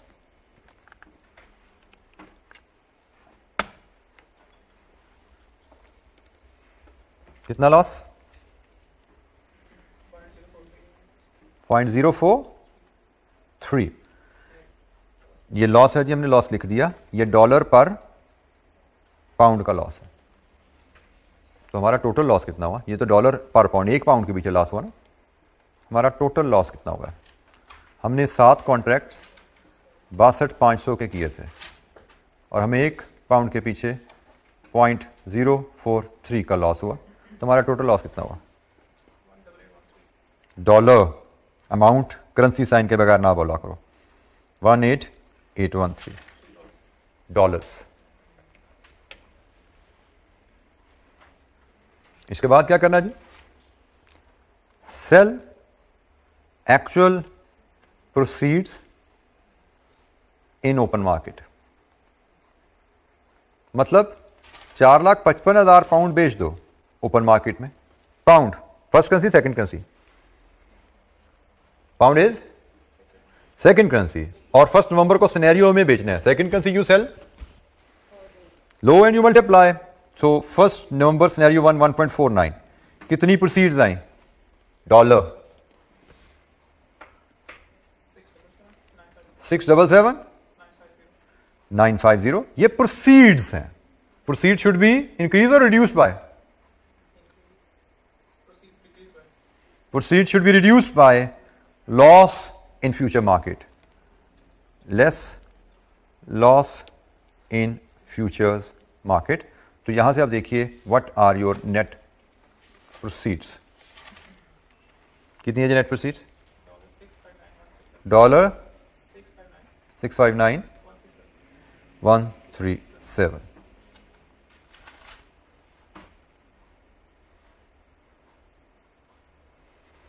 ये हमने सिनेरियो ए के मुताबिक अपनी ट्रांजैक्शन सेटल की और उसकी आउटकम मेजर की. प्रोसीड्स का केस था. हमसे हेज एफिशिएंसी भी मांगी गई है, उसकी कैलकुलेशन भी हम यहां पे देखते हैं. बट पहले इसको बताइए, यहां पे कोई सवाल जी?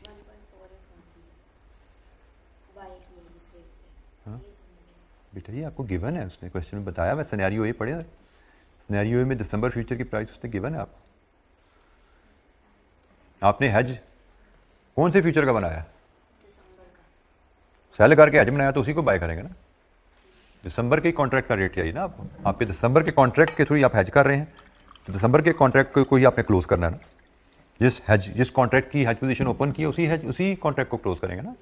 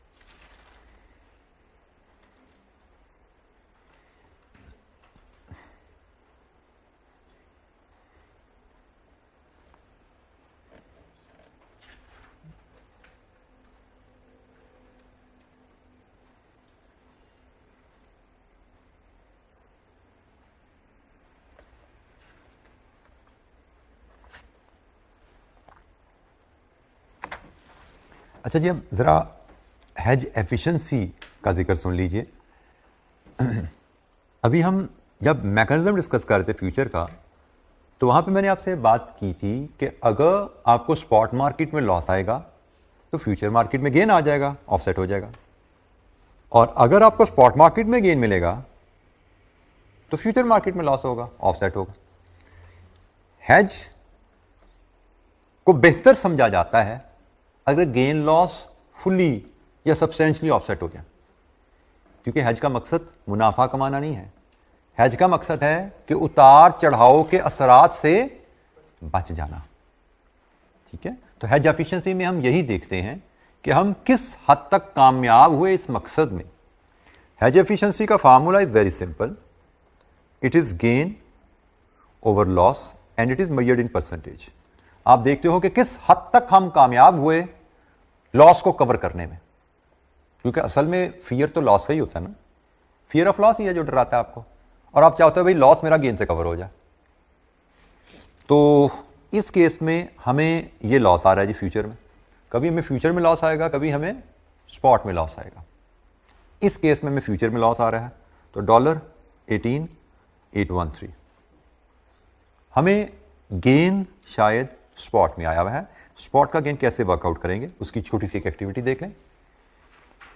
हम गेन वर्कआउट करते हैं कि भाई अगर हमने had we sold 4,55,000 pound on 1 सितंबर, तो प्रोसीड्स कितनी होती?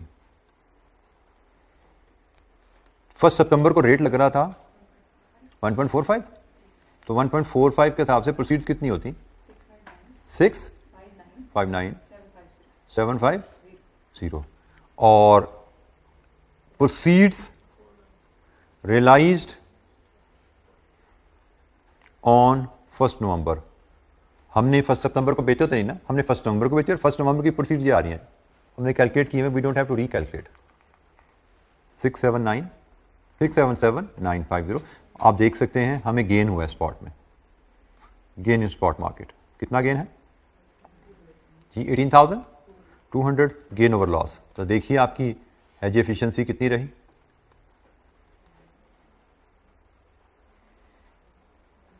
जी 26.75%।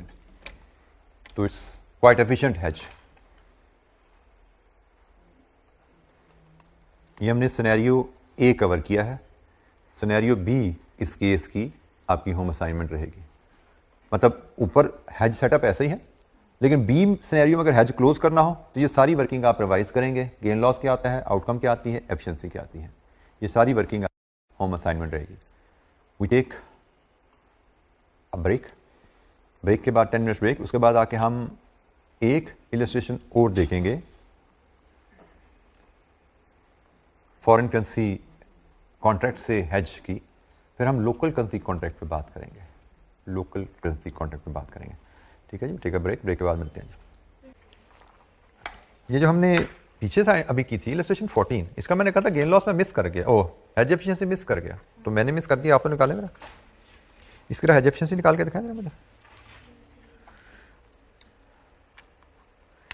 इलस्ट्रेशन 14 की hedge efficiency.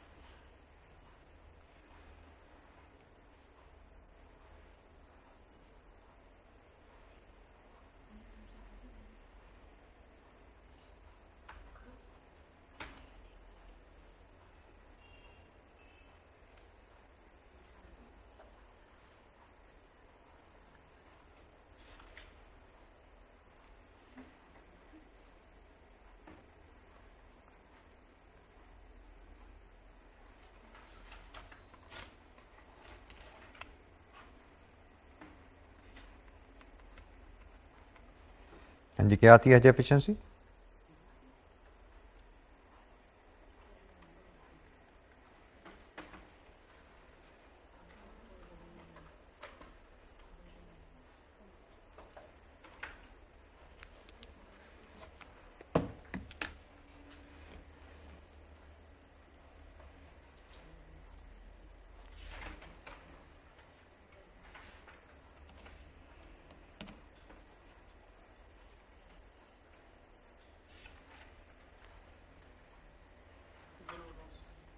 Gain over loss 109%.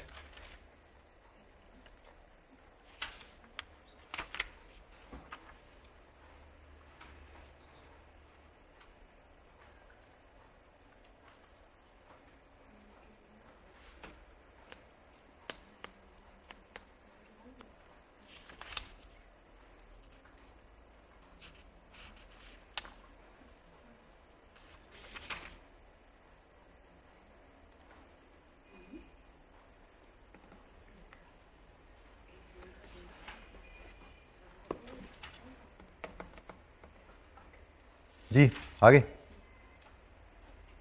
अच्छा जब एक इलस्ट्रेशन और देखते हैं, इलस्ट्रेशन 46 है, लेकिन इसको थोड़ा सा अपनी बुक पे मैं कहूँगा थोड़ा सा इसको टाइपोस का ठीक कर लें। ये सेंटेंस काट दीजिएगा और यहाँ से हम सवाल ऐसे शुरू करेंगे, अज्यूम ऐसे पढ़ेंगे हम इसको, ठीक। तो सवाल पढ़ते हैं फिर इसको सॉल्व करते हैं।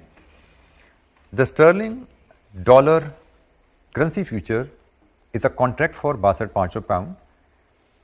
It is priced in dollars and the tick size. अच्छा ये जो इन्फॉर्मेशन है ना टिक साइज वाली, अक्सर सवालों में हमें नज़र आती है, लिखी हुई भी नज़र आएगी, किताब में भी कहीं पढ़ने में मिलेगी, बट मैं आपको करेंसी फ्यूचर का सोल्यूशन जिस अंदाज में सिखाया हुआ है, मैं इस इंफॉर्मेशन को का कॉन्सेप्ट दिए बगैर, इसको यूज़ किए बगैर आपको करवा रहा हूँ, ठीक है। तो ये एक एडिशनल इन्फॉर्मेशन है, एक एडिशनल कॉन्सेप्ट है जिसकी ज़रूरत नहीं है, मुझे लगता है हम इसके बगैर ही काम चलाते आ रहे हैं, हमारे फ्यूचर्स के क्वेश्चंस के बगैर ही हो रहे हैं। तो आप समझे this is irrelevant information for you. जिस अंदाज में मैंने आपको फ्यूचर का क्वेश्चन करना सिखा रहा हूँ, जिस इन्फॉर्मेशन टिक साइज, कहीं वैल्यू ऑफ टिक भी नजर आएगी तो टिक इज़ इररिलेवेंट फॉर यू, छोड़ दीजिए उसको। तो बाकी चीज़ें हम पढ़ते चलते हैं। Assume that a US company intends to use currency future to hedge the following currency exposure. US company ने जनाब क्या करना है, it is in October the US company expect to receive 4 lakh pounds in January from a customer. The price of March. सवालों को, currency future के सवालों को पढ़ना भी सीखिए। यहाँ पे उसने करेंसी फ्यूचर के सवाल में ये स्टर्लिंग यूएस डॉलर जो लिखा हुआ है ना, इसका मतलब ये नहीं कि स्टर्लिंग पर डॉलर कोई कीमत है जैसे रेट फॉरवर्ड करेंसी के लिखे होते हैं। फ्यूचर की कहानी यहाँ पे बड़ा क्लियर है कि पाउंड के कॉन्ट्रैक्ट साइजेस हैं और प्राइसेस डॉलर में है, मतलब खरीदो फरोख्त पाउंड में होगी, कीमत डॉलर पर पाउंड में होगी। तो वो पाउंड पर euro should not confuse you. ये पाउंड पर यूरो लिखा हुआ है इस कॉन्टेक्स्ट में कि इन दो करेंसी का रिस्क हेज करने के लिए ये कहानी है। आपने पाउंड और डॉलर ट्रांजैक्शन को हेज करना हो तो ये कहानी है। क्लैरिटी यहां पे है, कॉन्ट्रैक्ट पाउंड का है, मतलब पाउंड की खरीदो फरोख्त कर सकते हैं डॉलर में प्राइस के अगेंस्ट, ठीक है। तो यही बात आगे चलते हुए उसने कहा जी हेजिंग करनी है 4 लाख डॉलर की, और मार्च के कॉन्ट्रैक्ट जो है उसकी प्राइस है 1.86। This is dollar per pound. Prices तो डॉलर पर पाउंड है ना, उसने बता दिया हमें, prices are in dollar, this is dollar. तो anyways the company is concerned that the value of sterling will fall in next few days. Proceeds है, pound sterling की वैल्यू गिरने का डर है, and it therefore decides to use futures to hedge the exposure to currency risk required. How should the company has its currency risk with future. कैसे has करे, मतलब setup future has दिखाओ। Suppose that in January when the company receives the sterling payment, the March future price is 1.8420 and the spot is this one. Show what will happen when the future position is closed, gain loss बताओ, and calculate the effective exchange rate that the company has obtained for 4 lakh dollar. मतलब gain loss दिखाओ और market में transaction settle करने के बाद effective rate क्या मिलता है आपको, मतलब नेट आउटकम जो बनती है, नेट प्रोसीड या नेट कॉस्ट, उसके मुताबिक आपका इफेक्टिव रेट क्या बनता है। तो बेसिकली पूरे हैज की कहानी है। एक स्टेप एफिशिएंसी की जगह इफेक्टिव रेट का उसने दे दिया हमें पहले हैज कंप्लीट करके आउटकम निकालने के बाद हैज एफिशिएंसी निकाली है पिछले सालों में। यहां पे कह रहा है आप इफेक्टिव रेट दिखा दो कि इफेक्टिवली आपका पाउंड कितने डॉलर का बिका, रेट बता दो। तो कहानी सारी वही रहेगी, हैज सेटअप होगा पार्ट ए के लिए, पार्ट बी में हैज क्लोज होगा, उसका गेन लॉस निकलेगा और इफेक्टिव रेट के लिए स्पॉट मार्केट में ट्रांजैक्शन सेटल होगी, एडजस्ट होगी सारी चीजें। वही कहानी जो हमने पीछे की थी, सेम वही कहानी है। और ये फॉरेन करेंसी प्रोसीड्स का हैज है। सो इलस्ट्रेशन 16 फॉरेन करेंसी प्रोसीड्स का हैज है।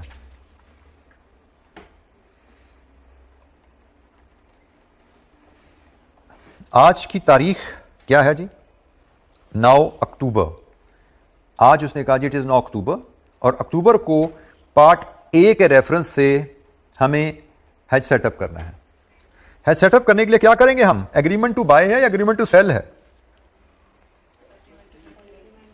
Sell sterling currency futures. कितने फ्यूचर्स, 4 लाख पाउंड बटा 62,500 पाउंड, कितने बने 6.4, राउंड ऑफ करेंगे 6। और कौन से कॉन्ट्रैक्ट्स, हमारी रिसीट ड्यू है जनवरी में, तो जनवरी के बाद नेक्स्ट डेट तो मार्च ही आती है। मार्च के कॉन्ट्रैक्ट्स होंगे और उनकी प्राइस डॉलर पर पाउंड में 1.8600 है। ऐसे ही है जी, ये आपका हेज सेटअप हो गया अक्टूबर में, पार्ट ए खत्म हो गया। इसके बाद पार्ट बी शुरू होगा और पार्ट बी में आपकी कहानी जनवरी की है। पार्ट बी में आपकी कहानी जनवरी की है। जनवरी में आपको सबसे पहला काम करने हैं close future contract and calculate gain oblique loss. आपने सेल पाउंड किए हुए हैं डॉलर पर पाउंड रेट के हिसाब से 1.8600 में। अब आप बाय पाउंड करके इसको क्लोज करेंगे। बाय पाउंड क्लोज करने जाते हैं तो पार्ट बी में आपको प्राइस दी गई है, मार्च फ्यूचर की प्राइस जनवरी में चल रही है 1.8420। आपको यहां मिलेगा गेन, सेल किया बाय किया, गेन है ना, महंगा सेल किया था सस्ता बाय किया, कितना गेन है 0180 डॉलर पर पाउंड, ये गेन है। ये तो गेन डॉलर पर पाउंड है। टोटल गेन क्या बना?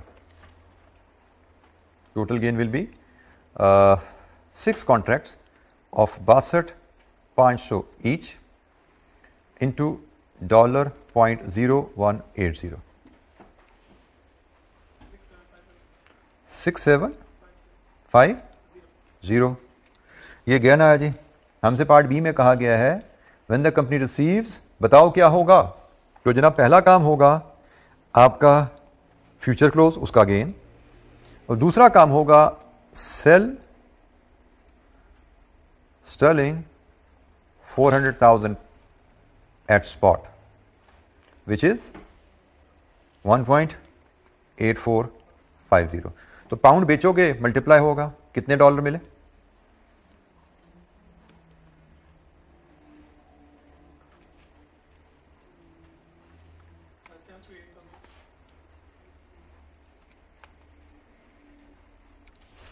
$738,000। ये प्रोसीड्स हैं, इसमें गेन को ऐड करेंगे।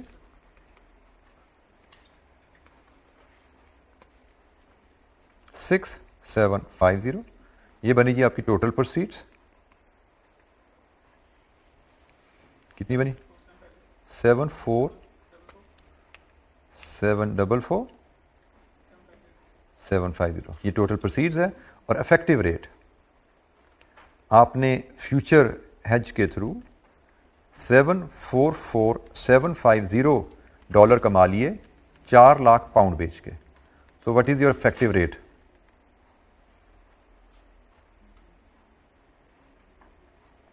आपने इफेक्टिवली 1.8619, ये जी आपका इफेक्टिव रेट, इलस्ट्रेशन 16।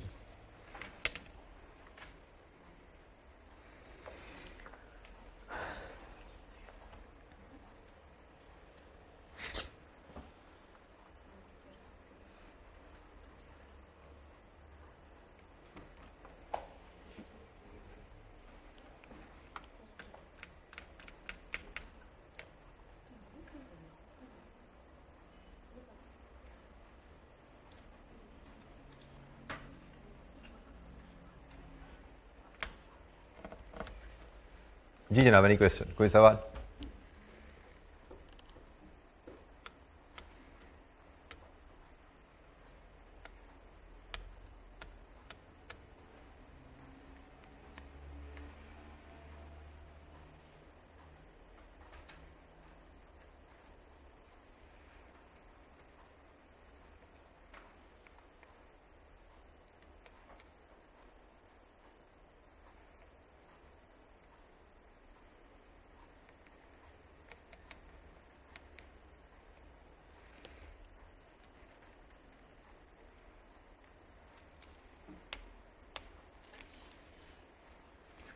अच्छा, ये तो हमने फॉरेन करेंसी रिस्क को फॉरेन करेंसी फ्यूचर कॉन्ट्रैक्ट से हेज किया। फॉरेन करेंसी रिसीट्स का रिस्क है, फॉरेन करेंसी पेमेंट्स का रिस्क है, उसको फॉरेन करेंसी के फ्यूचर से हेज किया and it was relatively straight forward. अब हम कहानी देखने जा रहे हैं दूसरे वाली, जिसकी तस्वीरें आप खींच चुके हैं, पढ़ेंगे अब हम। Hedging foreign currency payment using local currency future contracts. Foreign currency payments लेकिन फ्यूचर कॉन्ट्रैक्ट्स लोकल करेंसी की। कहानी चले अभी पढ़ते नहीं है, पहले मैं ये केस पढ़ लेते हैं ताकि आप रियलाइज कर सकें भैया बात क्या होने जा रही है।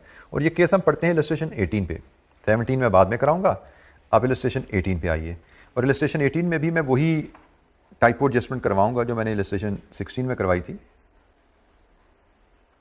अब हम इस सवाल को पढ़ते हैं और देखते हैं कि ये क्या कहानी बनी है। बिल्कुल इलस्ट्रेशन 16 की लैंग्वेज में ही ये कहानी लिखी हुई है। A euro dollar currency future contract for 1,25,000 euro. Oops, अच्छा जी, तो 1,25,000 यूरो का कॉन्ट्रैक्ट है और इसकी प्राइस डॉलर में है। Again tick size we ignore. Assume that a French company की होम करेंसी क्या होती है? Euro. Assume that French company intends to use currency futures to hedge the falling currency exposure. ये है जी करेंसी फ्यूचर जिसकी मदद से एक्सपोजर hedge होने जा रहा है। कौन सा? फॉलिंग। वो क्या है? It is now February.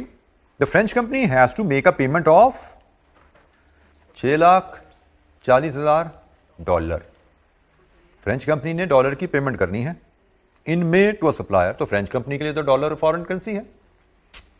The price of June euro dollar future is currently 1.28 और ये 1.28 इज यूरो फ्यूचर है, तो प्राइस इज डॉलर पर यूरो। ठीक है, क्योंकि यूरो का कॉन्ट्रैक्ट है ना भाई, यूरो खरीदने यूरो बेचने की कहानी है ना, तो यूरो की कीमत उसने बताया हुआ डॉलर में है, डॉलर 1.8 डॉलर। आगे चलिए। The company is concern that the value of the dollar will increase in the next few months and it therefore decides to use future to hedge the exposure to currency. Dollar की payment करनी है उसको, company को डर है dollar महंगा हो जाएगा, तो फ्यूचर से हेज करना चाह रही है। Required, how should the company has its currency risk with future. कैसे फ्यूचर हेज सेटअप किया जाएगा? तो सबसे पहली चीज, फ्यूचर हेज सेटअप किया जाएगा नाउ, फरवरी में। डॉलर पेमेंट को हेज करने के लिए आपको फ्यूचर हेज सेटअप करना है। इलस्ट्रेशन नंबर 18, आपको पार्ट ए में डॉलर पेमेंट करने के लिए फरवरी में हेज सेटअप करना है। Setup future hedge. तो जनाब बताइए, in the normal course of business आप हेज कैसे सेटअप करते? डॉलर की पेमेंट क्या है सेटअप? डॉलर बाय करने हैं। Do you have dollar future available?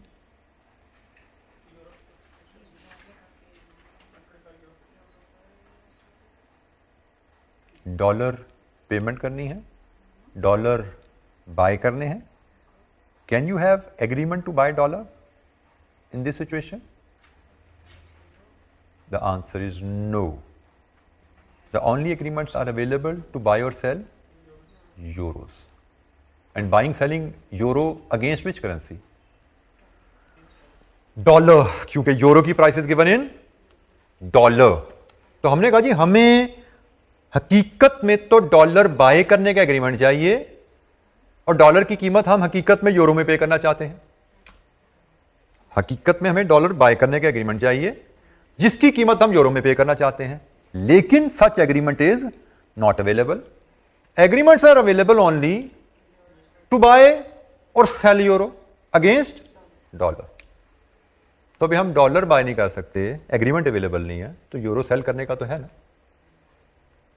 Dollar buy करने की कीमत यूरो में दो या यूरो बेच दो डॉलर के बदले, क्या फर्क है? डॉलर बाय करना पेइंग यूरो या सेलिंग यूरो फॉर डॉलर, कोई फर्क है दोनों में? सिर्फ टर्मिनोलॉजी बदली ना। जैसे पाकिस्तान में आपको जी मैं डॉलर खरीदने जा रहा हूं तो भाई इट इज अंडरस्टूड डॉलर खरीदने जा रहे हो, कीमत रुपयों में दोगे ना. Alternatively you can say I am going to sell rupee for dollar. एक ही बात है. तो यहां पे भी वही बात उलट चल जाती है कि भाई हमें डॉलर बाय करने हैं, पर डॉलर बाय करने के एग्रीमेंट ही नहीं है. हमने डॉलर बाय करने हैं फॉर यूरो, पर डॉलर फॉर यूरो बाय करने का एग्रीमेंट नहीं है. हाँ, यूरो बाय या सेल करने का $4 एग्रीमेंट है. तो हमने कहा जी डॉलर बाय करना for euro it's the same as selling euro for dollar. तो हमने कहा जी डॉलर बाय करने का एग्रीमेंट नहीं है, सेल यूरो का एग्रीमेंट है ना, वो कर लो. अब हमारा हेड सेटअप यहां पे होगा सेल यूरो फ्यूचर से. बाय डॉलर नहीं हो सकता तो सेल यूरो कर लो भाई, एक ही बात है. दूसरी कैलकुलेशन में दूसरा स्टेप हमारा इसका आता है नंबर ऑफ कॉन्ट्रैक्ट्स का. अच्छा, यहां पे भी थोड़ा सा चक्कर आ जाता है. नंबर ऑफ कॉन्ट्रैक्ट्स हम लेते थे amount to be hedged divided with contract size. अब इशू क्या आ गया यहां पे, amount to be hedged dollar है और कॉन्ट्रैक्ट साइज यूरो है. डॉलर को यूरो से तो डिवाइड नहीं किया जा सकता ना. तो क्या करते हो आप इस डॉलर को भी यूरो में कन्वर्ट कर लो, इस डॉलर को भी यूरो में कन्वर्ट कर लो, तभी यूरो डिवाइड विद यूरो आएगा ना. और इसके लिए आप फ्यूचर का रेट इस्तेमाल कर लो जो आपको गिवन है. फ्यूचर का रेलेवेंट फ्यूचर का रेट आपको जून फ्यूचर चाहिए और वो अवेलेबल है किस रेट पे, $1.28 पर यूरो. तो आप डॉलर को कन्वर्ट करना है, फर्स्ट करेंसी को कन्वर्ट करना है, डिवाइड करोगे. लीजिए जनाब, ये आपका डॉलर इस रेट से यूरो में कन्वर्ट हुआ. अब इसको यूरो से डिवाइड करो तो कॉन्ट्रैक्ट आएंगे.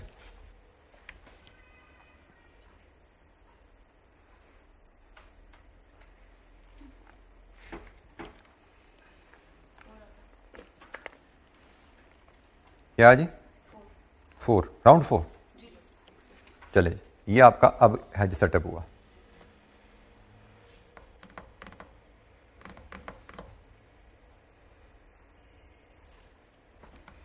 तो बाय डॉलर की जगह सेल यूरो का कॉन्ट्रैक्ट किया हमने.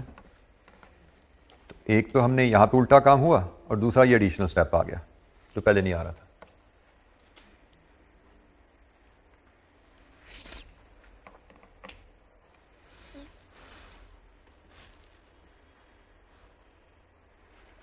अच्छा जी, इसके बाद पार्ट बी की कहानी शुरू हो जाती है और वो शुरू होगी हमारी पेमेंट ड्यू कब है, फरवरी मई में पेमेंट ड्यू है. तो मई में क्या होगा, आप क्लोज आउट करोगे फ्यूचर कॉन्ट्रैक्ट.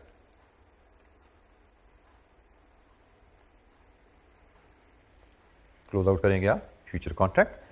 तो क्लोज आउट कैसे होगा, आपने सेल यूरो किए हुए हैं तो क्लोज आउट करने के लिए आप रिवर्स बाय यूरो करोगे. आपने सेल यूरो किए हुए हैं डॉलर्स पर यूरो 1.28 पे और आप बाय करोगे तो रिक्वायरमेंट में जाके प्राइस देखते हो वो मिल रही है जी आपको 1.2690.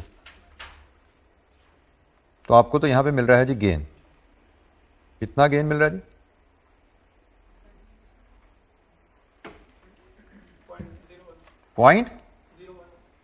$0.0110 पर यूरो. तो ये तो डॉलर पर यूरो है ना, तो टोटल गेन बनाओ जरा. टोटल गेन आपने 4 कॉन्ट्रैक्ट्स किए हुए हैं, 1,25,000 यूरो ईच के, और आपको $0.0110 पर यूरो का गेन है. तो टोटल गेन कितना हुआ,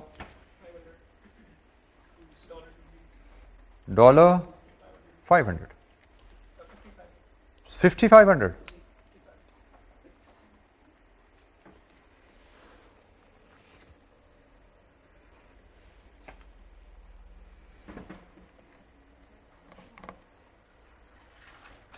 फ्यूचर पोजीशन ओपन की, फ्यूचर पोजीशन क्लोज की, फ्यूचर का गेन लॉस ले लिया. फ्यूचर पोजीशन ओपन करते हुए 2 चेंजेस आई. एक, बाय डॉलर की जगह सेल यूरो करना पड़े हमें क्योंकि लोकल करेंसी फ्यूचर्स अवेलेबल थे. दूसरा, कॉन्ट्रैक्ट निकालते हुए हमें कन्वर्जन एक्सरसाइज करनी पड़ी. ये 2 चेंजेस यहां पे आई हैं. ये प्रोसेस यहां तक सेम है, इसमें कोई फर्क नहीं है, बाय सेल सब वर्किंग सेम है. लेकिन एक इशू आ गया यहां पे. वो इशू क्या, what is our home currency, euros है. तो ये तुम्हें फॉरेन करेंसी मिल गई है. चलें इस पे बात करते हैं. फिलहाल अगले स्टेप पे आए जरा, इसको मैं अभी होल्ड कर रहा हूँ, ये स्टेप में अभी आखिरी स्टेप के बाद समझाता हूँ। आखिरी स्टेप क्या होता है? Settlement, open market settlement, which means क्या है? ट्रांजैक्शन जो सेटल करनी है हमें, $6,40,000 की पेमेंट। इसका मतलब you need to buy $6,40,000 from the market. Payable settle करना है ना, पेबल सेटल करने के लिए आप बाय करोगे $6,40,000 एट स्पॉट। हम बैठे हुए भाई इस तारीख को, मई को, तो मई को स्पॉट क्या चल रहा है? रिक्वायरमेंट में आपको बताया गया है कि स्पॉट चल रहा है 1.2710 और ये है जी $पर यूरो। आपने फर्स्ट करेंसी को डॉलर को यूरो में कन्वर्ट करना है ना, तो you what you will do, you will divide. तो जनाब बताइए आपके कितने यूरोज आते हैं? $6,40,000 स्पॉट पे बाय करो, कितने यूरो कॉस्ट लगे? 573 503 541। ये है जी आपकी cost of buying $6,40,000 at spot.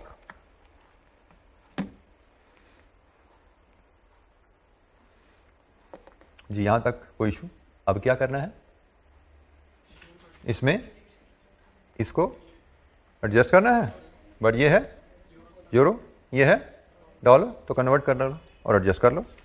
Gain on futures, इसको आप इस तरह परसीव करते हो कि ये गेन है, ये फ्यूचर मार्केट आपको पे करती है, यू सेल इट, ठीक है, यू सेल इट। लेकिन यहाँ पे बाइंग सेलिंग रेट फर्क नहीं है, एक ही रेट गिवन है। यहाँ पे अगर बाइंग सेलिंग रेट फर्क होता ना तो आपको हिसाब रखना था, ये आप डॉलर बाय कर रहे थे और ये डॉलर आपने सेल करने थे, लेकिन यहाँ पे एक ही रेट है, तो यहाँ पे ही आप 1.27 एट 1.2710। तो जनाब बताइए कितने डॉलर बने? ये गेन है, अपनी कॉस्ट में से डिडक्ट करना है आपने, इसको डिवाइड होना है। शायद डॉलर ने यूरोज में जाना है, dollar is first currency, first currency ने कन्वर्ट होना है, डिवीजन लीजिए जी। This gives you net cost.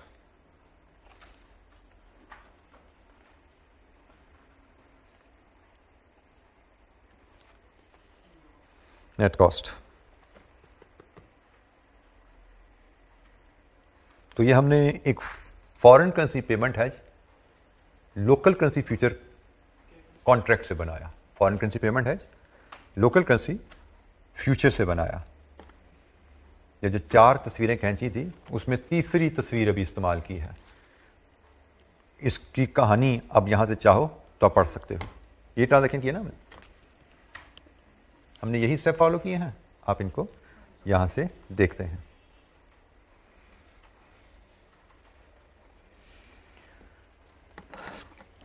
चौथी कहानी अभी हमारी रहती है, इसको हम नेक्स्ट वीक पे लेके जाते हैं।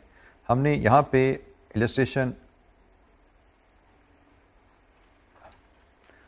18 कर ली है, 17 हमारी आउटस्टैंडिंग है। तो नेक्स्ट क्लास में मिलेंगे, हम इलस्ट्रेशन 17 देखेंगे, और जब इलस्ट्रेशन 17 करेंगे तो शायद हमारे फ्यूचर हेज की लर्निंग इधर आके कंप्लीट होगी। अभी हमारी फ्यूचर हेज की लर्निंग कंप्लीट हुई नहीं है, इसमें एक एस्पेक्ट अभी रहता है, वो शायद इलस्ट्रेशन 17 में कवर होगा। वो ये उसका स्टेप्स आगे आ रहे हैं।